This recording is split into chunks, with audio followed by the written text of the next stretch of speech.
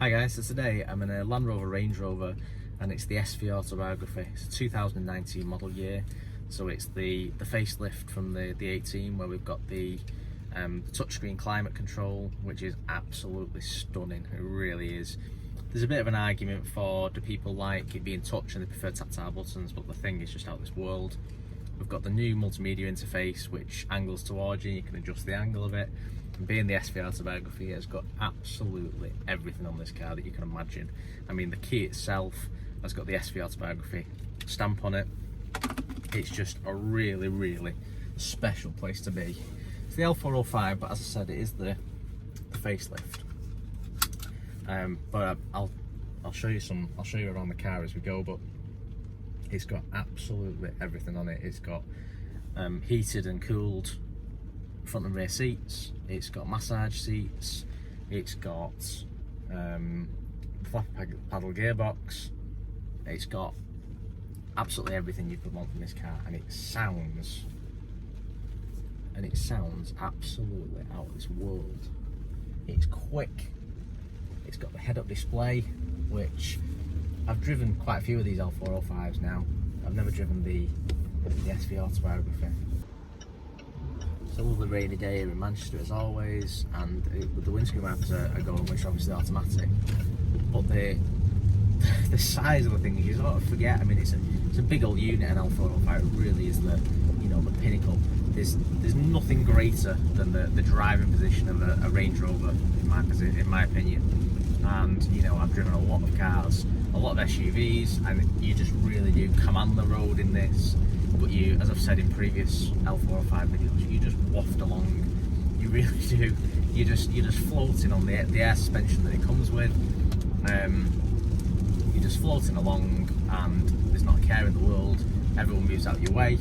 You can tackle any condition. You can go off road. You can go through snow, mud, ice. You can just be doing the school run, and you can do whatever you want. But these seats on this SV Autobiography really are something else. The standard seats on a Range Rover are a nice, comfortable seat. But these really grip you because you've got. I mean, this is the full fat Range Rovers. This is the big daddy. What was called of old the Range Rover Vogue. It doesn't tend to be referred to as much as that now because we've got the Vogue SE, the Autobiography.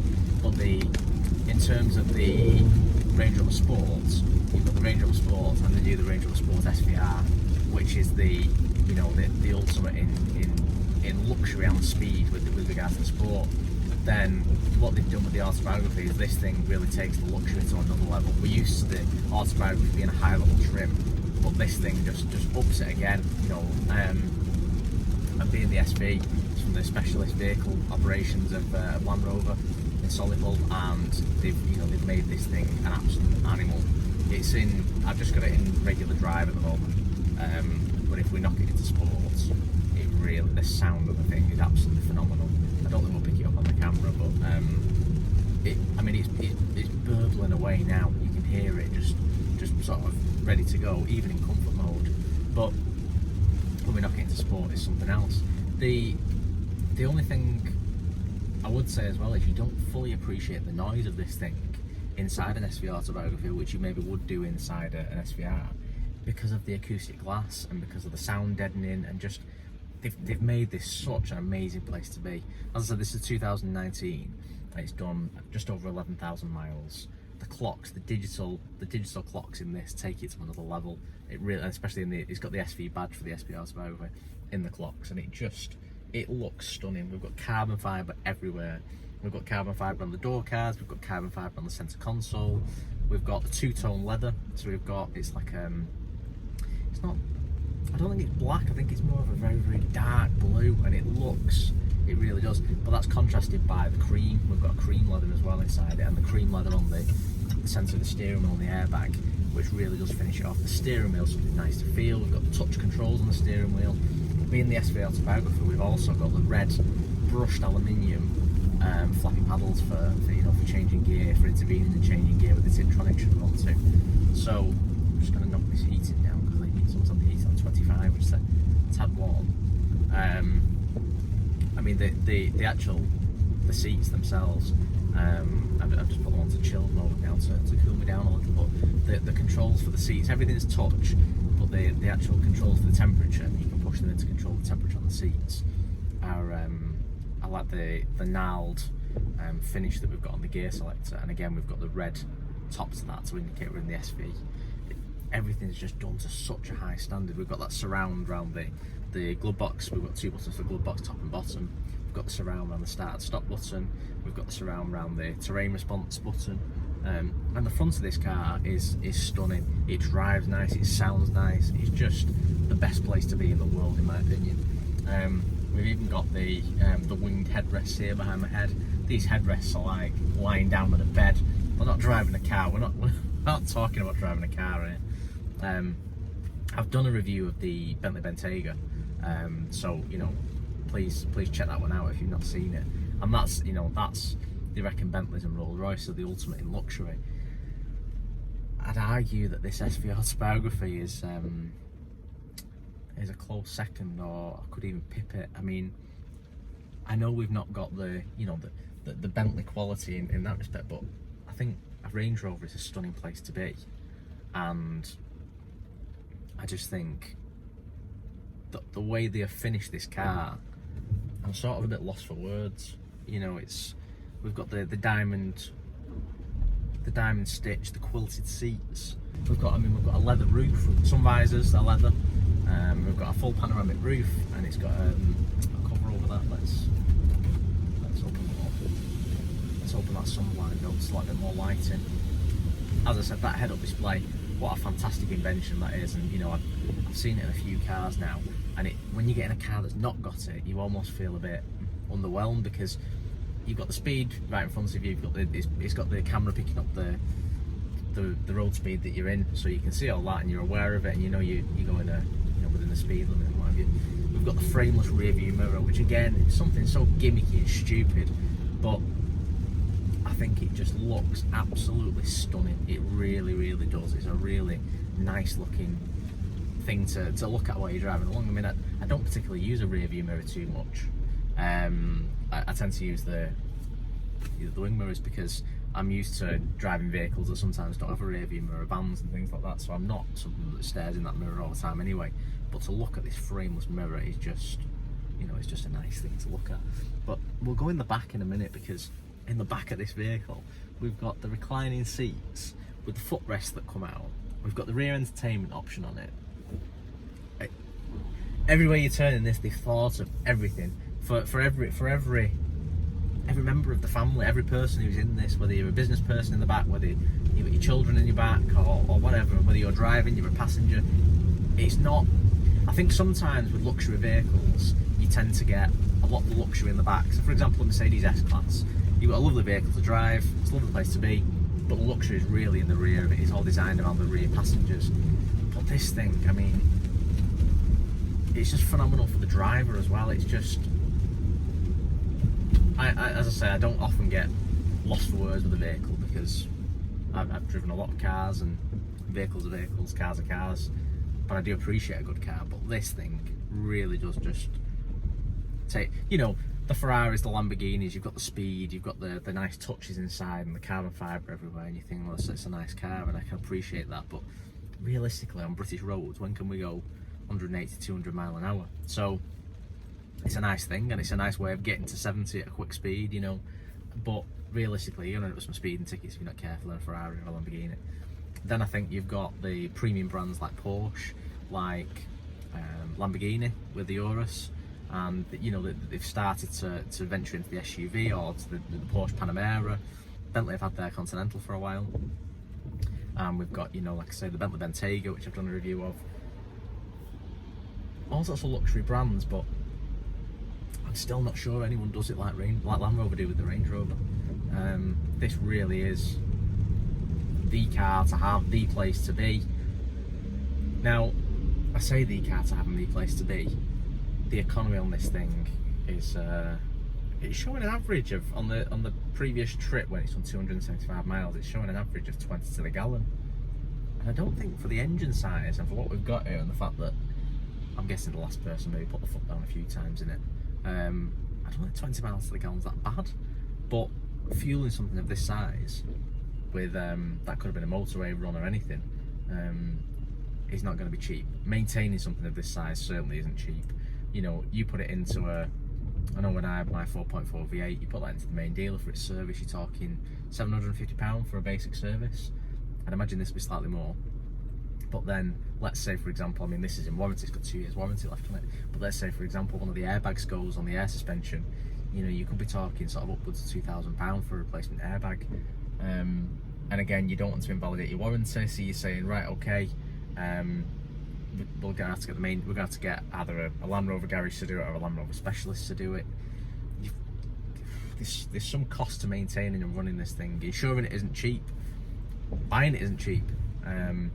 You know, even a year old, you're still talking over £100,000 for this. But if you've got the funds to do it, what a place to be. I mean, we've actually got speakers in the headline in here. There's just speakers all over. It's got the Meridian sound system, which you sort of come to expect from a reasonably spec Range Rover nowadays. Like I said, we've actually got speakers above our head, you know, for that real surround sound feeling. The controls for adjusting the mirrors or adjusting the wing mirrors are touch based, and you could argue that, do you need touch controls for your mirrors? Do you need, you know, touch for your climate and stuff like that? But I just think it adds to that value, and that you get inside. There's no one who's going to get inside this car and just sit there and just be, yeah, it's okay this, or right, yeah, I'm in a Range Rover. They're going to get inside this car and they're going to say, wow, this is really going to impress anyone who gets inside it. Be it a child, be it an adult, be it an elderly person, be it someone who isn't particularly into cars. This is really, really going to impress them because it is out of this world. It is stunning, and I don't think there's any other words to describe it really than just stunning. I remember going looking at a Range Rover 10 years ago with a friend of mine, and we went to a guy who had like a bit of farmland, and he had all sorts of cars in there, Rolls Royces, Range Rovers, real mixed bag of cars. And he went to look at one of his Range Rovers, and it was an L322, which was a couple of years old at the time. And he went to look at it, and the guy said to him, he says, "This, sir, is the world." We both looked at each other and said, "It's the world, what's he talking about?" And we went out for a test drive in it, and it was a strange phrase, turn of phrase to use really to describe a car. This is the world. But when you drove it, you thought, oh, it is the world. It was so high spec for its time. It made you feel special driving it. It made you feel special looking at it, holding the key. It just really, really was the world. And I think that's it. I've used that phrase many times since, and I think he was right. I think it is the world. It is absolutely stunning, this car, and it's the way it makes you feel. That's the big thing about it, really. We're going down the road now, as I say, so it's a rainy day in Manchester. I can hear the rain hitting the glass, but aside from that, I can't hear any road noise. I'm in a bubble. I'm completely unaware of what's going on in the outside world. It's sort of taking itself down the road for me. We're not in any rush to go anywhere, and I think that's partly it with the Range Rover. I think you're not particularly in a rush. You're not sort of thinking, you know, I need to be zooming about, and you can, don't get me wrong, this has got it there. This SV Autobiography has got the power there. Should you need to put your foot down, you're off, you know, you're away, you're out of any situation. But the majority of the time, I don't think you do. I think you just, and you can return, not good miles to the gallon. There's no, don't be under any illusion, we're not going to get good miles to the gallon out of this car. But I think you can achieve respectable miles to the gallon, should we say, from it by just driving along, just minding your own business, just wafting down the road. And I think that's what's nice about this car. You're not in any rush, and you don't want to be in a rush either, because you don't want to get there really. If I've got a meeting to attend, I don't particularly want to arrive. If I'm in this, I think no, I'd rather be in this, and the feel of these seats on my back and the headrest on my head. I think that's part of the reason why they put chilled seats and massage seats on it, because you can quite easily fall asleep. It's just so luxurious and so comfortable. I think you could very easily fall asleep in it, which obviously is not very safe, and you don't want to do that. If you're at the back of the thing though, let's fall asleep. You know, let's do that, because you really could. I couldn't get any work done in the back of it. I think I'd be nodding off. But these, I'm very rarely lost for words. We're just going along now. We're in a 40. I'm just going to drop the speed a little bit because I just want to just give it a little beans, just to, I don't want to go stupid with it, but just to hear that engine noise.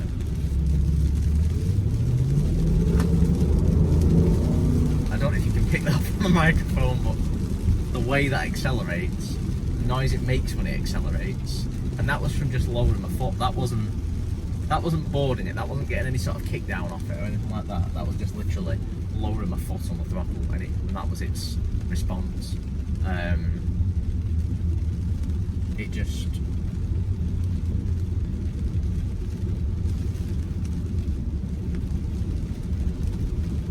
It's just ready. It's just sat there with all that power ready, saying, "Press me.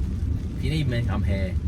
And a lot of the time you don't need it. And like I say, I think, you know, your initial thing would be that you wanted to probably thump it everywhere. You had to put your foot down when you got it and drive it at speed everywhere. I think once that novelty's worn off, you're more inclined to actually drive it sensibly and think, yeah, I'm just wafting. I use that term all the time with the Range Rover. I think it's so apt, because you're just wafting along, and it's, you know, you sort of move through traffic and people let you go, people let you through, because it's something nice to look at, but it's a hell of a vehicle to be in your rear view mirror, to be next to you. People really will shift out of the way for it.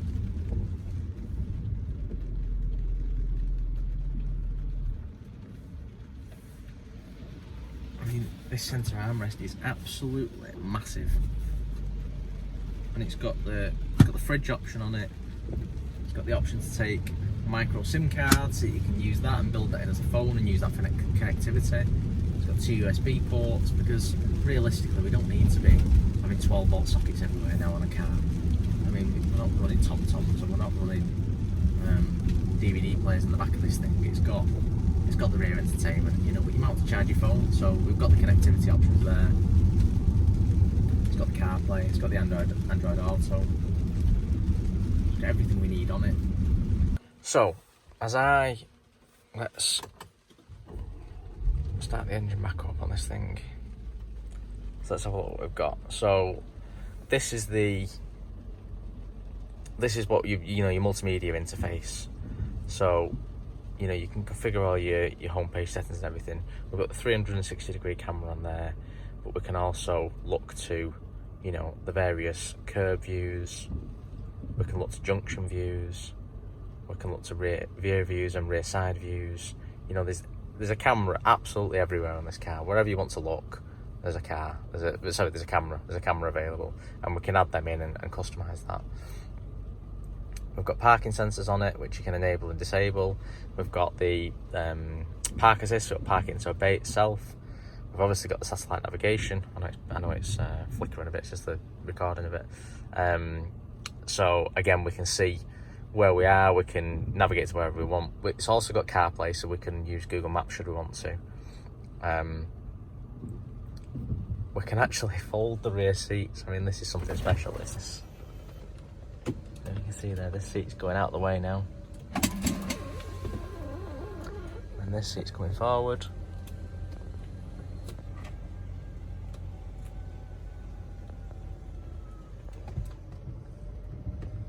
This one goes back into position. I mean, what an amazing feature to be able to do from the front of the car. I'm not quite sure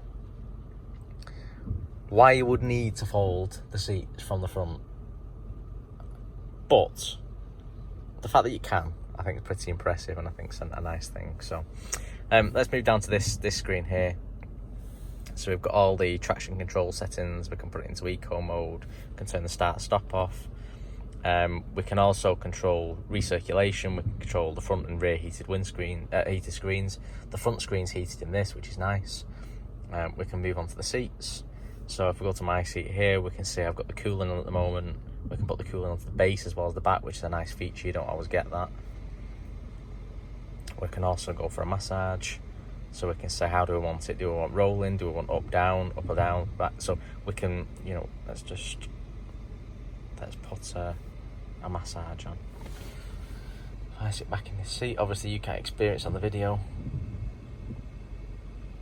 And we can choose the intensity of that as well. And that's a nice place to be. I could drive all day with that going on my back. And obviously we've got that option for the passenger seat as well, should we want to. We're going to leave that on because that's very nice. If we go across the climate, again, we can sort out the front climate. We can have them synchronized, we can have them separate. We can we go for the rear? Yeah, there we go. So we can choose the rear climate. I'm wondering, can we do the rear seats as well? Yeah, so with the seat, what else have we got? Have we got massage functions in the back? Oh, we can, for our rear seat passengers, we can give them a hot stone massage. Not just a massage, but a hot stone massage. We've got the fridge there, which we can turn on. We can set that to a nice temperature and put our cans of drink in there and what have you. As I said before on the video, we've got the micro SD slot. We've got these the floppy paddle gearbox in there. This is all touch controlled, so we've got the heated steering wheel. You do physically press it, but it you know, it responds back with a bit of a press, so you know it's there. We've got the lane keeping assist. We've got the speed limit to the ASL, which is great. And then if we come down here, we've got memory seats. We've got so much adjustment on the seats, it's untrue. We can knock that massage on and off there. One thing they've done away with in this, now I don't know if this is an SV Autobiography thing or if it's the facelift thing. There's normally a door pocket here which is gone. Again, here we've got the axis height selection. Tap that, we can choose between the left and the right mirrors to adjust, which is all again touch responsive. I think these are absolutely stunning. These really are. I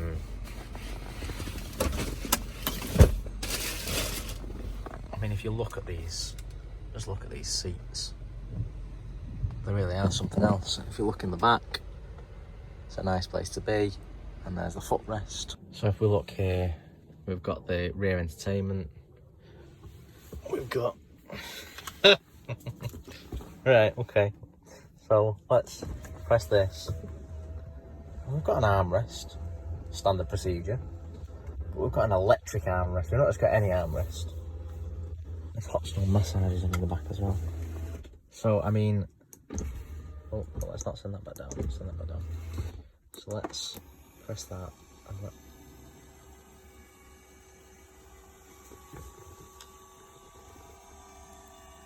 I mean, it actually takes so long to do. You'd be quicker doing it yourself, but I mean, look at these. These aren't just cup holders, these are Range Rover cup holders. Again, let's bring that cover back over. Do you know what? They've thought of absolutely everything with this car. And everything to mean that, let's shift this out of the way, it's annoying me. I don't want to have to lift this thing, I wanted to do it electronically, so let's do so. I've got the engine off at the moment, but we've got the climate controls. So we've got the window controls in the back, but what we can also do is we can do this window from over here, or we can say we want to do both at once, and well, in theory they should both come down.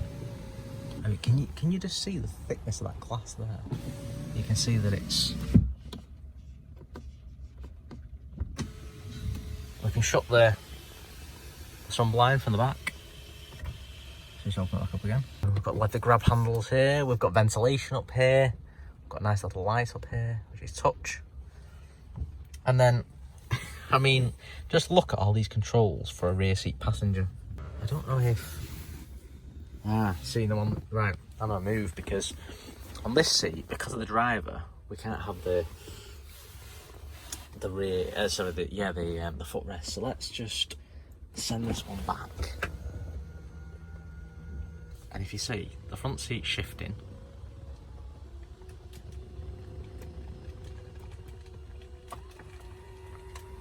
And then, oh, look at this. we're getting somewhere to put our feet. Then the leg rest coming out.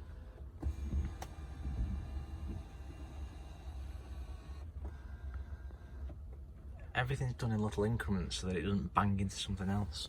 This seat's reclined, so let's actually